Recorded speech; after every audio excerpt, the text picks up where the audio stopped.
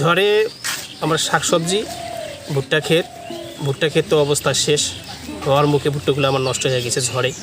কয়েকদিন আগে আমার তো অবস্থা শোচনীয়। এইভাবে আমার যে ক্ষতিটা আমি পোষাইতে পারবো না। কালবৈশাখী ঝড়ে অনেক ক্ষয়ক্ষতি হয়েছে, ভুট্টা মাটি ছুঁয়ে গেছে। আমরা যেটা আশা করছিলাম আমরা ওটা পাবো না, অনেক ক্ষয়ক্ষতি হয়েছে।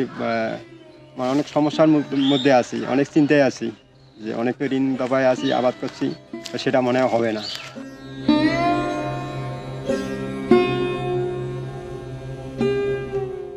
আমাদের এই এলাকায় গত পরশু ঘূর্ণিঝড় হয়েছে, ভুট্টা অনেক ভুট্টা নষ্ট হয়ে গেছে। এই ভুট্টা যে কী হবে, আমার আদৌ হবে কি না সন্দেহ।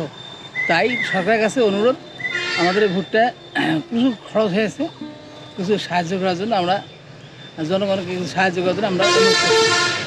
এবং সরকারের জন্য নিশ্চয়ই দেখে যায়, হ্যাঁ, অনেক ভুট্টা পড়ে গেছে, সে ভুট্টার কোনো হওয়ার কোনো সম্ভাবনা নেই, আদৌ কোনো সম্ভাবনা নেই।